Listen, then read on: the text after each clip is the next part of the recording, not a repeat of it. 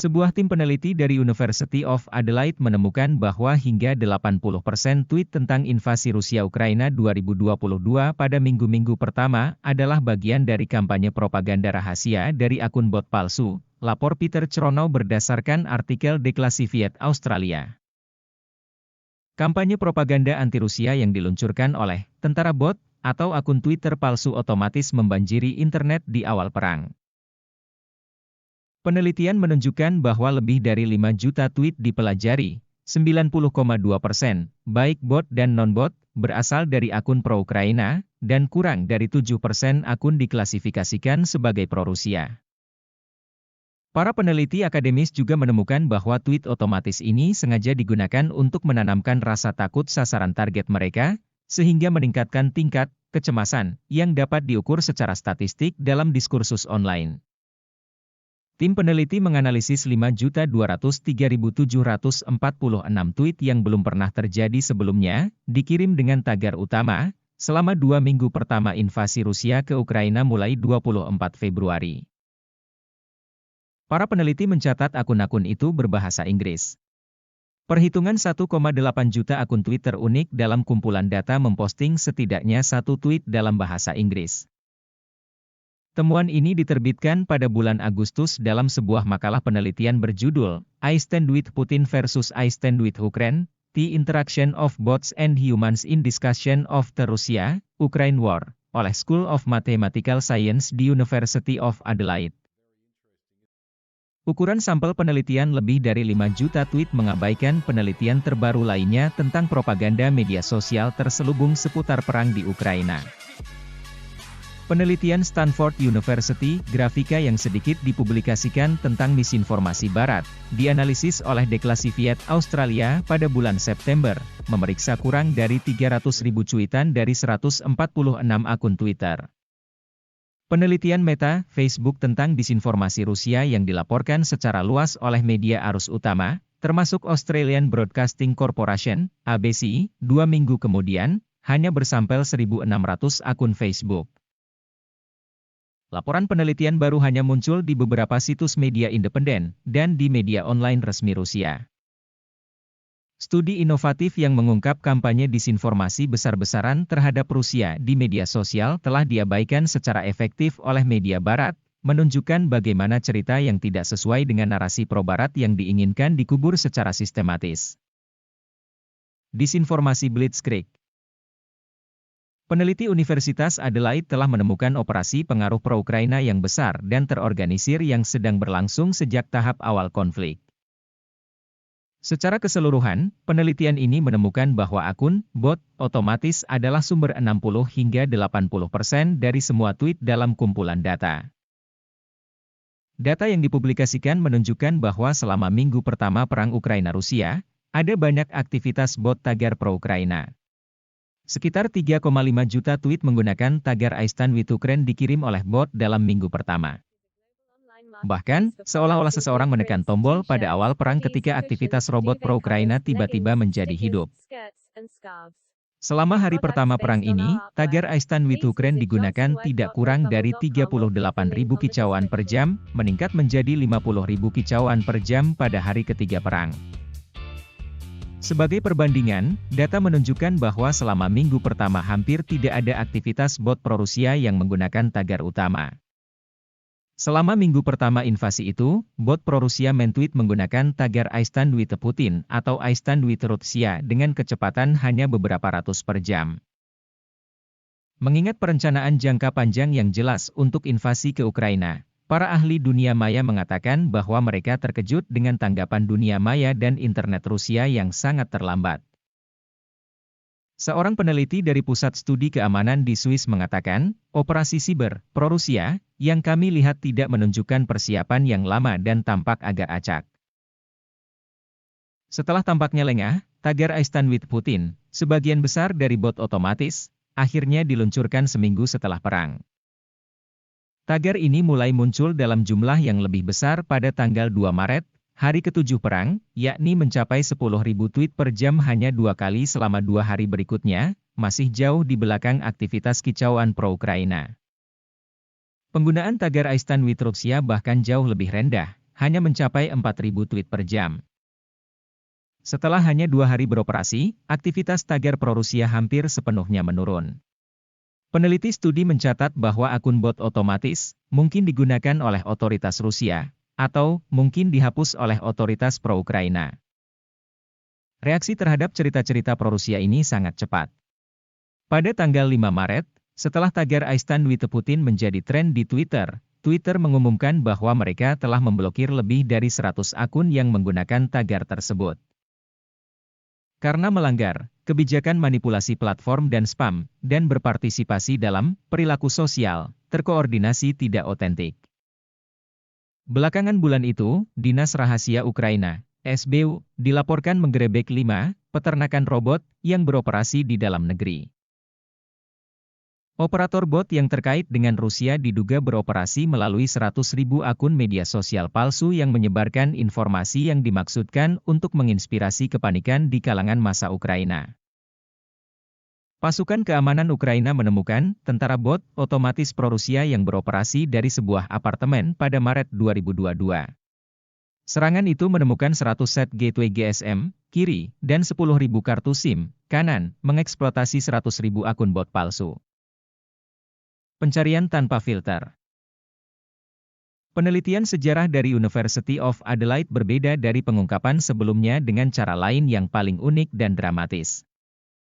Sementara penelitian Stanford Grafika dan Meta dihasilkan oleh para peneliti yang memiliki ikatan jangka panjang yang mendalam dengan keamanan nasional Amerika Serikat.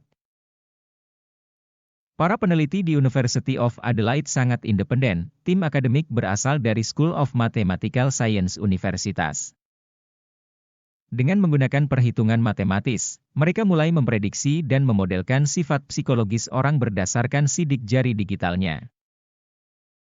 Tidak seperti kumpulan data yang dipilih dan disediakan untuk penelitian Stanford, Grafika dan Meta, data yang diakses oleh tim University of Adelaide tidak berasal dari akun yang telah terdeteksi melanggar pedoman dan dihentikan oleh Meta atau Twitter. Joshua Watt adalah salah satu peneliti utama tim universitas dan merupakan kandidat untuk magister filsafat dalam matematika terapan. Dia mengatakan kepada Declassified Australia bahwa kumpulan data 5 juta tweet dapat diakses langsung oleh tim dari akun Twitter di internet menggunakan lisensi akademik yang memberikan akses ke API Twitter. Application Programming Interface adalah alat perangkat lunak komunikasi data yang memungkinkan peneliti mengambil dan menganalisis data secara langsung dari Twitter. Tweet palsu dan akun bot otomatis belum terdeteksi dan dihapus oleh Twitter sebelum dianalisis oleh para peneliti, meskipun beberapa mungkin telah dihapus selama penyisiran Twitter pada bulan Maret. Watt mengatakan kepada Declassified Australia bahwa sebenarnya banyak dari akun bot di balik 5 juta tweet yang dipelajari kemungkinan masih beroperasi. Declassified Australia telah menghubungi Twitter untuk menanyakan langkah apa yang bisa mereka ambil untuk menghapus akun bot palsu yang diidentifikasi dalam penelitian Universitas Adelaide. Tetapi Twitter tidak menanggapinya. Alat penting dalam perang informasi. Penelitian baru itu menegaskan kekhawatiran yang berkembang bahwa media sosial secara diam-diam telah menjadi alat vital dalam perang informasi yang memainkan peran penting dalam invasi Rusia ke Ukraina. Para peneliti Universitas Adelaide melakukan yang terbaik untuk tidak terlibat dalam menggambarkan kegiatan palsu akun Twitter, meskipun mereka menemukan sebagian besar, lebih dari 90%, adalah postingan anti-Rusia. Mereka mengatakan, kedua pihak dalam konflik Ukraina menggunakan lingkungan informasi online untuk mempengaruhi dinamika geopolitik dan mempengaruhi opini publik.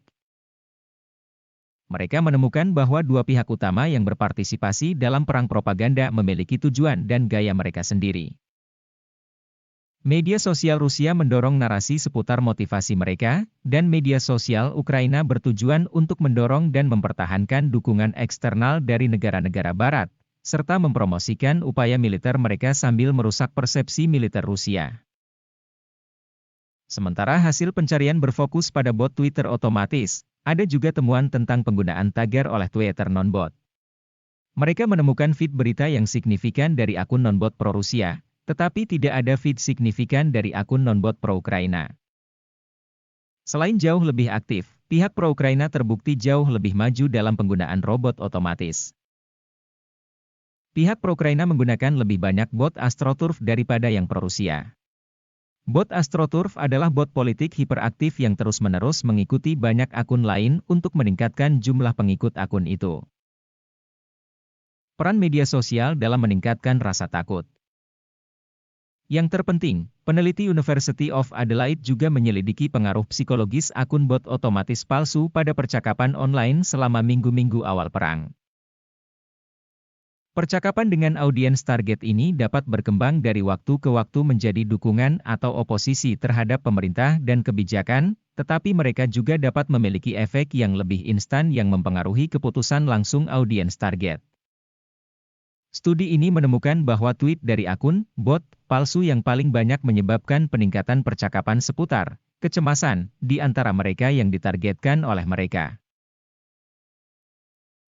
Mereka menemukan bahwa akun bot otomatis ini meningkatkan penggunaan kata-kata dalam kategori kecemasan yang berisi kata-kata yang terkait dengan ketakutan dan kekhawatiran, seperti malu, teroris, ancaman, panik. Dengan menggabungkan pesan, kecemasan, dengan pesan tentang pergerakan dan lokasi geografis, para peneliti menemukan bahwa akun robot lebih berpengaruh dalam diskusi tentang pindah, lari, pergi atau tinggal. Para peneliti percaya bahwa efek ini mungkin telah mendorong Ukraina, bahkan jauh dari zona konflik, untuk meninggalkan rumah mereka. Penelitian menunjukkan bahwa akun bot media sosial palsu dan otomatis memanipulasi opini publik dengan membentuk wacana, terkadang dengan cara yang sangat spesifik. Hasilnya memberikan indikasi mengerikan tentang efek buruk yang sangat nyata yang dapat ditimbulkan oleh kampanye disinformasi massal di media sosial terhadap penduduk sipil yang tidak bersalah. Asal-usul akun Twitter bot. Para peneliti melaporkan bahwa tingkat misinformasi yang luar biasa di Twitter yang anti-Rusia berasal dari bot, mungkin diorganisir oleh otoritas pro-Ukraina. Para peneliti tidak membuat temuan lebih lanjut tentang dari mana 5 juta tweet itu berasal, tetapi menemukan bahwa beberapa bot mendorong kampanye khusus untuk negara-negara, tidak disebutkan namanya, dan oleh karena itu berbagi konten yang selaras dengan zona waktu tersebut. Data menunjukkan bahwa jam sibuk untuk pemilihan aktivitas bot pro-Ukraina terjadi antara pukul 18 dan pukul 21 di semua zona waktu Amerika Serikat. Beberapa indikasi asal dan penargetan pesan dapat disimpulkan dari bahasa tertentu yang digunakan dalam 5 juta tweet. Lebih dari 3,5 juta tweet, atau 67%, dalam bahasa Inggris, dengan kurang dari 2% dalam bahasa Rusia dan Ukraina.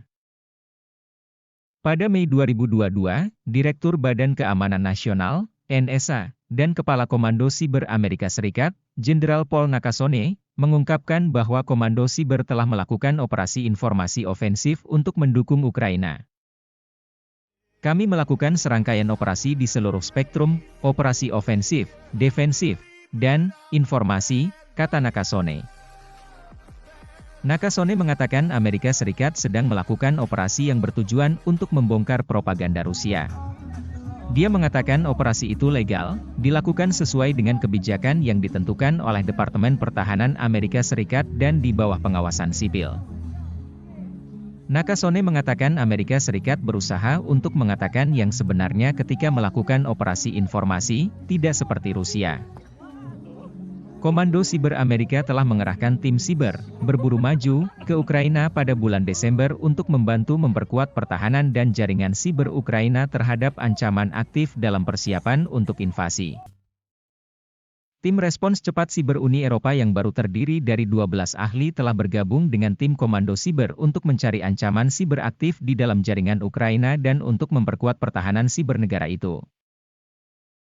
Amerika Serikat telah menginvestasikan $40 juta sejak 2017 untuk membantu Ukraina memperkuat sektor teknologi informasinya. Menurut Wakil Menteri Luar Negeri Amerika Wendy Sherman, investasi tersebut telah membantu Ukraina menjaga internet mereka tetap aktif dan informasi mengalir, bahkan di tengah invasi brutal Rusia. Perang dan kebohongan di kantong kita. Dengan munculnya internet, perang dan konflik bersenjata tidak akan pernah sama. Analis mencatat bahwa invasi Rusia ke Ukraina mengantarkan zaman digital baru konflik militer, politik dan ekonomi yang dimanipulasi oleh jenderal laptop dan tentara robot. Di semua dimensi konflik ini, teknologi digital memainkan peran kunci sebagai alat untuk serangan siber dan protes digital, dan sebagai akselerator arus informasi dan disinformasi, analis dari Heinrich Böll Stiftung di Brussels. Propaganda telah menjadi bagian dari peperangan sejak awal sejarah yang tercatat, tetapi belum pernah sebelumnya propaganda dapat disebarluaskan di luar zona konflik yang sebenarnya dan ditargetkan ke begitu banyak audiens yang berbeda. Joshua Watt, salah satu peneliti utama di tim University of Adelaide yang melakukan studi sejarah, menyimpulkannya. Di masa lalu, perang terutama dilakukan secara fisik, operasi tentara, Angkatan Udara dan Angkatan Laut menjadi kekuatan utama, bentuk utama pertempuran. Namun, media sosial telah menciptakan lingkungan baru di mana opini publik dapat dimanipulasi dalam skala besar.